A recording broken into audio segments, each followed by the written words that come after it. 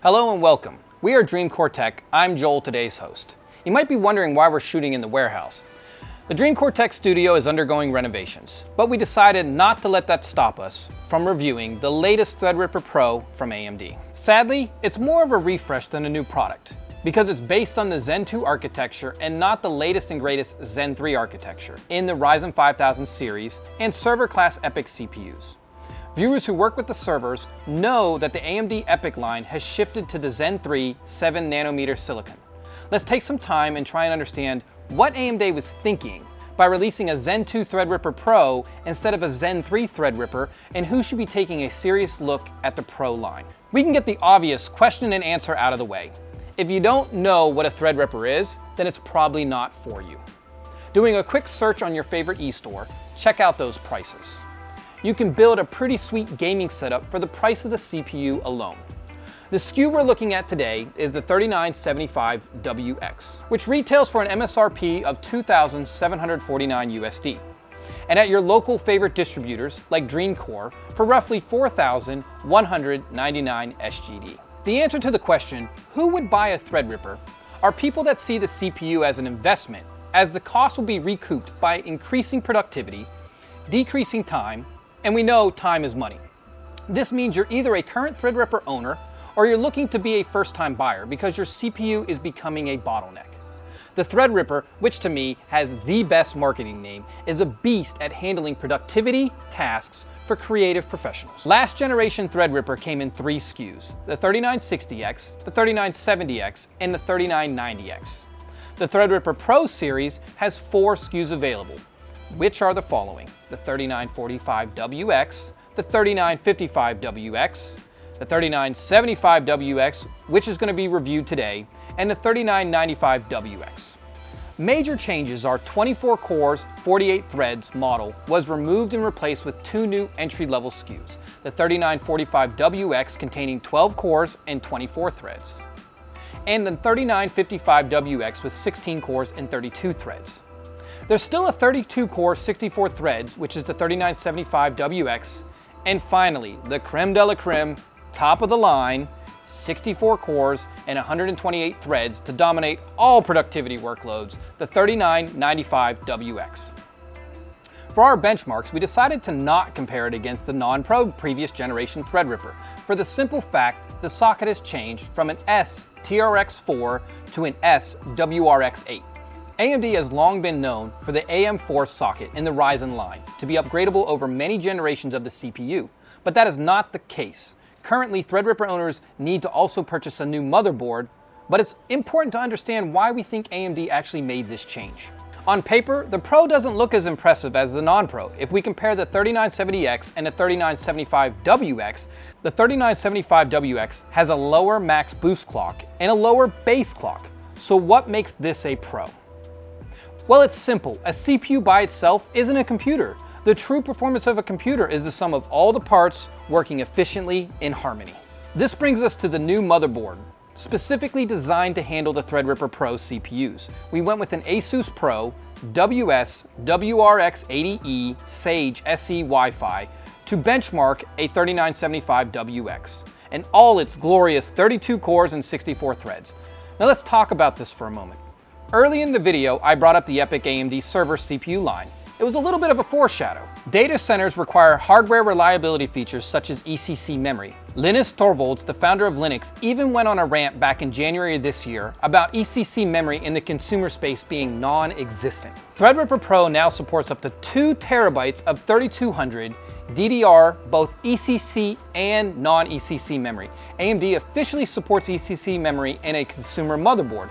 I mean, maybe this is a turning point that within a few years, we will see ECC memory prices finally coming down and coming to the Zen 4 consumer-based chips and motherboards. Moving down the feature board, Asus even went crazy with PCIe Gen 4 and decided to throw in not 1 or 2 16X slots, but a total of 7. This is great for installing an NVMe RAID storage expansion card, which is also included in the box. We got 3 onboard M.2 slots, 8 SATA 6GB ports, and 1 10GB Ethernet port. Something that you won't find in most server motherboards are more than 2 to 3 USB 2.0 ports to support a KVM. Also, Wi-Fi chips are near non-existent. That's not a problem on the Asus Sage motherboard, as it has Wi-Fi 6 plus a total of 17 USB ports from USB 2.0 Type A all the way to USB 3.2 Gen 2x2 Type C.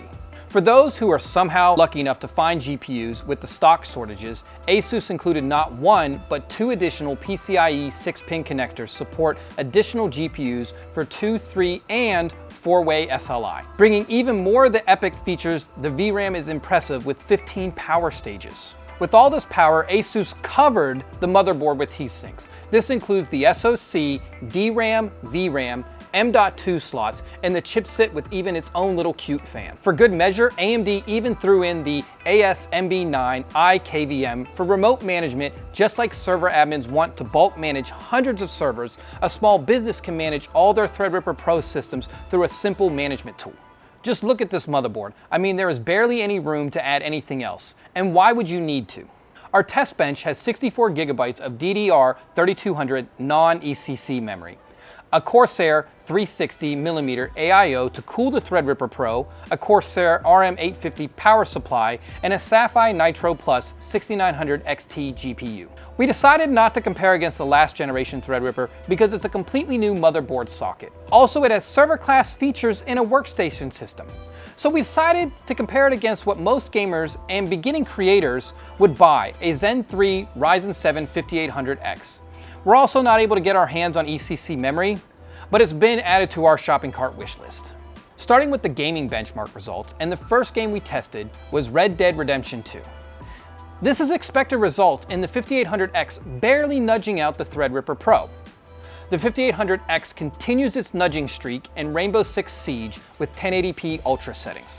It really depends on the game. In the case of Horizon Zero Dawn, an average of 30 FPS difference with the 5800X way on top. Running 3D Mark Time Spy at 1440p, the 5800X stands out as the best price for performance compared to the 3975WX for a pure gaming enthusiast. Moving on to productivity workloads, we can clearly see that the 5800X isn't even close to the Threadripper Pro in both Cinebench R20 and R23, while holding a commanding lead of 2 to 3 times the performance. The next round of tests are where the server class features really begin to shine, using an AIDA 64 for the testing of the CPU and memory.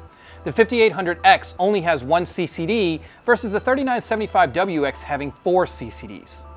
But remember, the 3975WX is a Zen 2 architecture. This is why the RAM latency favors the 5800X with the Zen 3 architecture.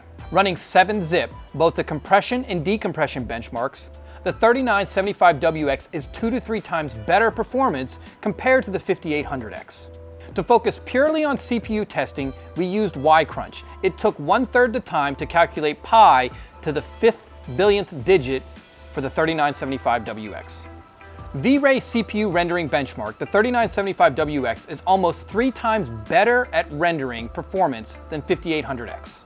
Our final productivity benchmark is the Blender BMW and Classroom CPU rendering. The 3975WX Classroom completes in 2 minutes and 18 seconds, while the 5800X takes 7 minutes and 8 seconds. That's a difference of 4 minutes and 50 seconds of productivity gains. During the benchmarks, we also monitored the power and boosting behavior of the 3975WX, a minimum of 3.5 to 3.7 GHz all-core heavy workloads and a 4.3 GHz for a single core. A maximum of 280 watts of power consumption was observed during the tests. The benchmark results clearly show that the Threadripper Pro is for productivity and creator workloads, not for gaming-only system. The price is viewed as an investment purchase. Questions for the community. Are you planning to upgrade your current Threadripper system to squeeze out even more productivity by purchasing a Pro? Or have the epic features enticed you enough that the price point is worth becoming a first-time Threadripper buyer? Sound off in the comments and let us know if the Threadripper Pro is for you. What other content you'd like to see from us, or you're just having a sad day and need to vent about the CPU and GPU shortages. Until next time, thanks for watching.